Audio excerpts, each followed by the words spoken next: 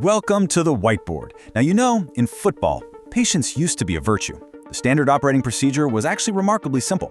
You wait for a young player to prove himself on a big stage. You wait for the underlying data to confirm what your scouting eyes are already telling you. Basically, you wait for absolute certainty before you pull out the checkbook. And hey, if you followed football for years, you know this was the golden rule. But in the modern game, while waiting is exactly what prices you completely out of the market. And Chelsea? Yeah, they decided they were totally done waiting. Today, we're going to look into a deeply perplexing reality. We're talking about the decision by one of the biggest, most heavily scrutinized clubs on the planet to spend 4 million euros on a high schooler from Central Asia. Let's really dive into the strategy behind what looks like a massive gamble. So let's set the scene. The date is February 2025, and the location? It is in Porto, or Ajax, or Lyon, or any of those traditional, heavily scouted hotbeds of European youth talent. No, we are in Almaty, Kazakhstan. We're talking about a country whose domestic football league most European scouts literally couldn't even name 12 months prior to this. Yet Chelsea swooped in and finalized a deal for a 16-year-old named Dastan Satpaev. And man, here is where the story immediately gets incredibly complicated. Because of strict FIFA regulations that protect the international transfer of minors, and right, these are rules explicitly designed to prevent the exploitation of kids by moving them across borders way too early, Satpaev legally could not even be formally registered to play in England for another 18 months. You can't just toss him into the under-18 squad and see how he does. This isn't just a traditional signing. This is a massive, binding pre-investment in a developing human being who you can't even put on the pitch yet. 4 million euros. Just let that number sink in for a second. Think about the sheer financial weight of this decision. We are literally talking about a teenager who is probably still sitting in a classroom studying for his secondary school geometry exams, while a multinational sports corporation was wiring millions of euros just for the rights to his feet. Now, I know, in the context of billion-dollar Premier League squads, 4 mil might sound like a drop in the ocean. But for an entirely unproven 16-year-old from a non-traditional footballing nation, it is an absolutely astronomical wager, and instantly establishes incredibly high stakes for a highly unusual piece of business. And it throws this kid right under a glaring global microscope from day one. Which brings us to the ultimate mystery we really need to deconstruct today. Why? Seriously, why couldn't Chelsea just wait?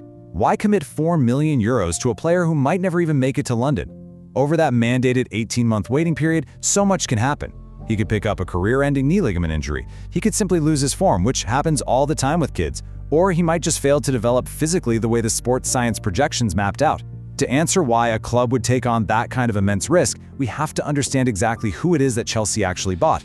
Let's trace this guy's truly meteoric rise, because it is wild. Dastan Satpaev came right up through Kairat Almaty's youth academy. By May 2024, at just 15 years old, he miraculously makes the senior first-team bench. Then, jump to March 2025. He's making his league debut and grabbing his first senior cap for the Kazakhstan national team, shattering age records along the way. In July, he goes on to score in UEFA Champions League qualifying. And then comes the absolute pinnacle of European club football. November 26, 2025, he scores in the Champions League group stage against FC Copenhagen. Look at his exact age when he scored that goal. 17 years old and 106 days. Scoring against Copenhagen at that age cemented Satpaev as the third youngest scorer in modern Champions League history. Do you know who the only two names ahead of him are? Barcelona's generational talents, Ansu Fati and Lamine Yamal. That is it. He wasn't just making Central Asian history, he was actively rewriting European football history. But here's the kicker. Remember, Chelsea signed him before most of these records were even written. They moved in February. So what on earth did their scouts see before the rest of the world caught on to the hype? To answer that, we have to look at his tactical profile, which just entirely confounds defenders. Think about a traditional winger for a second. They move laterally, right? They want to get chalk on their boots, hit the touchline, isolate a fullback, and engage in a straight, totally predictable physical duel. Satpaev is an entirely different puzzle. He naturally bends his runs into the half space. That's that extremely dangerous, ambiguous pocket of grass right between the fullback and the center back. And because he is genuinely ambidextrous, he possesses zero weak foot, none. He strikes the ball so cleanly across his body without ever having to adjust his stride. The poor defender has no idea whether to track the run or hold the defensive line. And honestly, more importantly, the goalkeeper has no telegraphed hip drop or weight transfer to read before the shot comes whistling in. It creates a completely unsolvable physical and geometric problem during transition. And it wasn't just the eye test.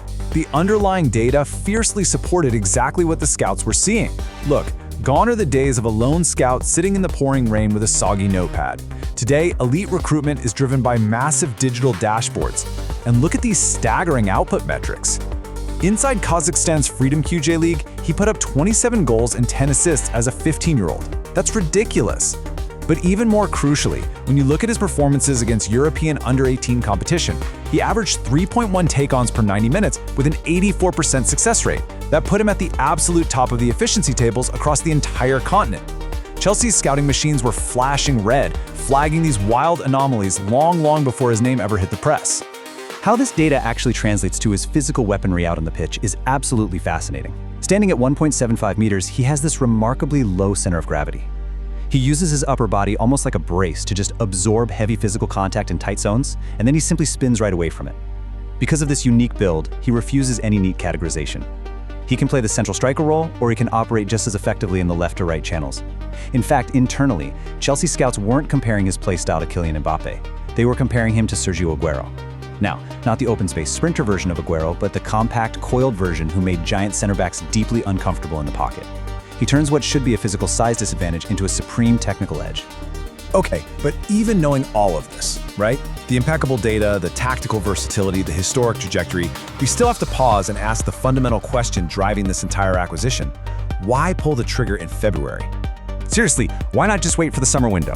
Why not let him finish his Champions League campaign to get absolute, undeniable confirmation of his abilities against elite senior defenses? Well, the answer actually has nothing to do with football and everything to do with leverage and market logic. Imagine a player's market value as a flat line that suddenly experiences a violent vertical spike. If Chelsea waited for Satpaev to finish a full European campaign and he goes and scores 10 or 15 goals, Kairat Almaty wouldn't even need to negotiate. They could just sit back and laugh. The conversation would no longer be about buying some raw potential for 4 million euros. It would instantly become a brutal bidding war demanding absolute certainty. And at that elite level, you aren't paying 4 million euros. You are paying 60 million euros. Chelsea paid 4 million euros to leave the auction before the auctioneer even showed up. And this market logic builds directly into English football's highly scrutinized financial architecture. Under the Premier League's profit and sustainability regulations, which we all know is PSR, elite clubs simply cannot spend vastly more than they earn without facing some severe points deductions. So transfer fees aren't just slapped onto the club's balance sheet as a single massive cost in the year they buy the player. They are amortized. By signing Satpaev to a 5-year deal, that initial 4 million euro fee is sliced evenly right across the length of his contract. What this actually means is that Chelsea generates an annual balance sheet charge of just 800,000 euros. Really think about that for a second. 800,000 euros annually. For some context, that figure is quite literally less than what some marquee Premier League players earn in a single fortnight. Or, frankly, it's what some top clubs are paying guys just to sit on the bench and drink Gatorade. By deeply understanding the accounting rules, Chelsea secured a dynamic, high-ceiling asset with a potential peak valuation of 80 to 100 million euros, all for a microscopic yearly hit to their overall financial flexibility. Ultimately, it all comes down to math. This expected value, or EV formula, is the exact financial logic underpinning this whole approach. It's like this. You take the probability of an under-18 signing actually reaching elite status. And let's be conservative and estimate that here at just 25%. You multiply that by a projected peak value of, say, 80 million euros if he actually hits his ceiling. Then you subtract the total acquisition cost, which we'll call 5 million when you factor in initial wages and fees. The result? A positive expected value of 15 million euros. Satpaev is not a standalone gamble, he's just one entry in a diversified portfolio of young talent. Within a portfolio of 5 or 6 top prospects, a single elite success easily pays for the failures of the entire rest of the group. It is essentially venture capitalism applied directly to a football pitch. But look, securing the asset is only step one. Developing the asset is where most clubs historically fail, and fail hard. Chelsea has a massive structural advantage here, though, through their multi-club ownership model, Blueco. The developmental pathway is pretty clear.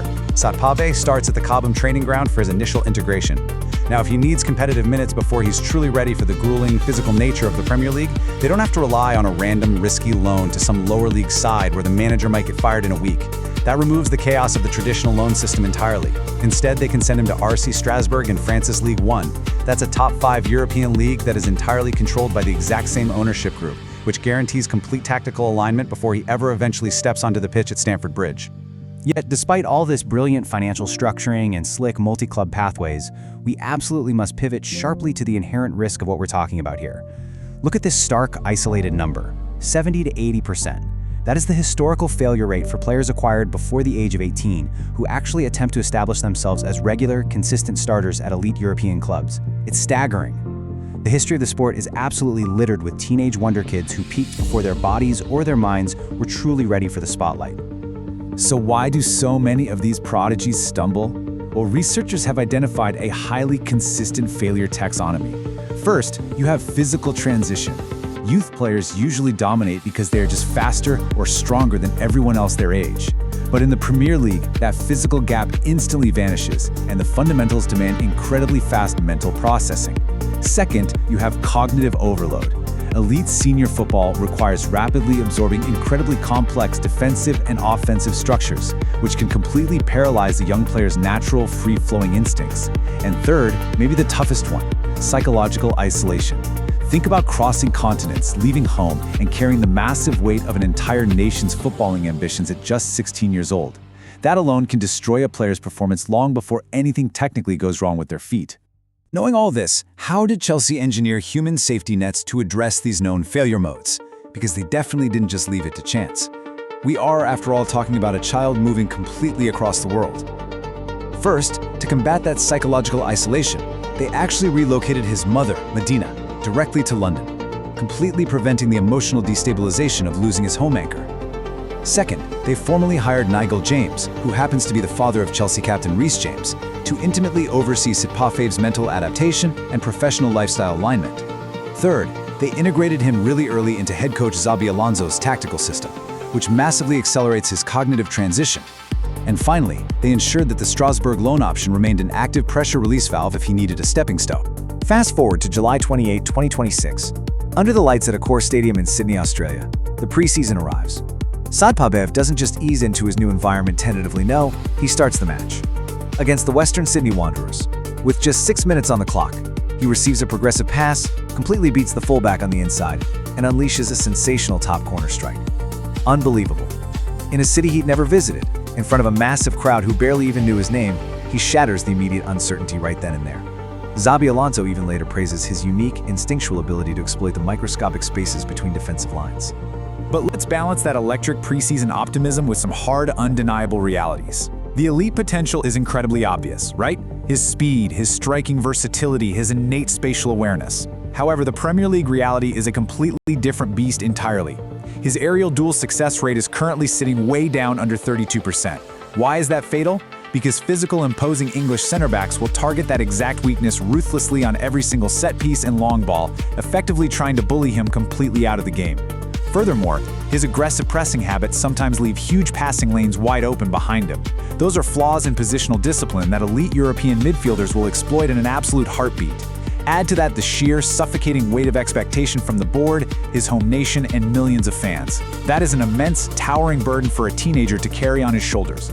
Which leads us to the ultimate verdict we've been building towards. Is a 16-year-old from Kazakhstan a bargain, or is it a calculated bet? What Chelsea have done here is remarkably transparent, calculated, and deeply logical. They identified a player with elite technical attributes in an undervalued market. They moved early to completely avoid a €60 million auction. They applied advanced financial structuring, and they built a totally bespoke human support system right around him. It is a highly reasoned prediction made by managers, data analysts, and board members alike. But the underlying truth, the one thing you can never escape, is that football remains fundamentally unpredictable and magnificently ungovernable. You can build the absolute perfect mathematical model, but models cannot tell you if a knee ligament will hold up. They can't tell you if a teenager will find the deep self-definition required to survive the harshest, most unforgiving sporting spotlight on earth. Chelsea made their call, and they bought the right to make it before anyone else even knew his name. Now, football waits to discover the answer to the final question: were they simply early or simply wrong?